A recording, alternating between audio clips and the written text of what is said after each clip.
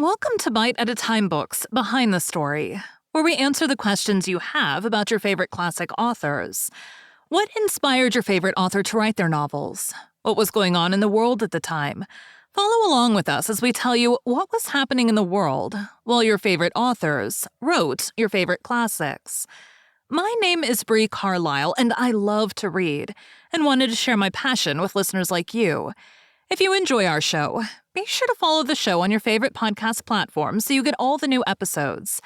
You can find us on all the social medias at Bite at a Time Books or on our website, biteatatimebooksbehindthestory.com, where you can also sign up for our newsletter for more information on who we're talking about and what's coming next for the podcasts. We're part of the Bite at a Time Books Productions Network. If you'd also like to hear a book by the author we are currently featuring, check out the Bite at a Time Books podcast wherever you listen to podcasts. Today we'll be talking about the remarriage and later life of Frances Hodgson Burnett. The marriage took place in Genoa, Italy, and the couple went to Pelly for their honeymoon, where they endured 2 weeks of steady rain. Burnett's biographer, Gretchen Gerzina, writes of the marriage, "It was the biggest mistake of her life." The press stressed the age difference. Townsend was 10 years younger than she, and she referred to him as her secretary. Biographer Anne Thwaite doubts Townsend loved Burnett, claiming that 50-year-old Burnett was stout, rouged, and unhealthy, and believes Townsend needed Burnett to help with his acting career and support him financially.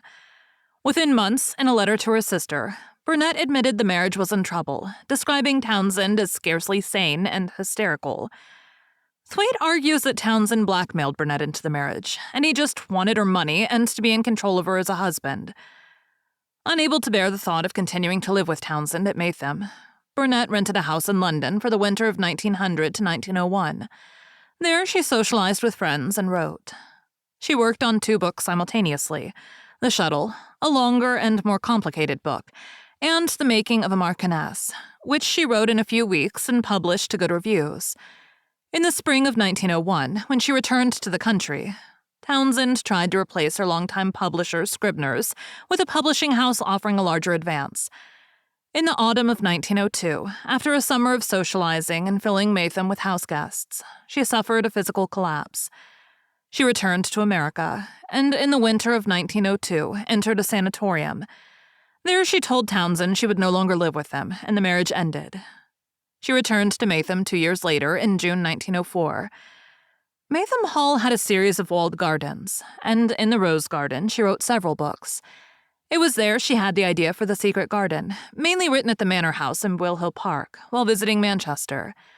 In 1905, A Little Princess was published, after she had reworked the play into a novel. Once again, Burnett turned to writing to increase her income. She lived an extravagant lifestyle, spending money on expensive clothing. It was reported in 1905 that Burnett was a semi-vegetarian. She had eliminated meat almost entirely from her diet. In 1907, she returned permanently to the United States, having become a citizen in 1905, and built a home, completed in 1908, in the Plandom Park section of Plandom Manor on Long Island outside New York City. Her son Vivian was employed in the publishing business, and at his request, she agreed to be an editor for Children's Magazine. Over the next several years, she had published in Children's Magazine several shorter works. In 1911, she had The Secret Garden published. In her later years, she maintained the summer house on Long Island and a winter home in Bermuda. The Lost Prince was published in 1915, and The Head of the House of Coombe and its sequel, Robin, were published in 1922.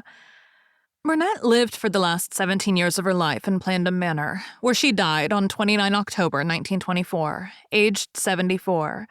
She was buried in Roslyn Cemetery. Thank you for joining Bite at a Time Books Behind the Story today, while we answered some of the questions you have about one of your favorite classic authors. Again, my name is Bree Carlile, and I hope you come back next time when we answer more questions about one of your favorite classic authors. If you enjoyed our show, be sure to follow us so you get all the new episodes. We would also love for you to drop us a rating on your favorite podcast platform. You can catch us on all the social medias at Bite at a Time Books, or check out our website, biteatatimebooksbehindthestory.com, where you can sign up for our newsletter. Our show is part of the Bite at a Time Books Productions Network. If you would also like to hear a story by the author we are currently featuring, check out the Bite at a Time Books podcast wherever you listen to podcasts, or on biteatatimebooks.com.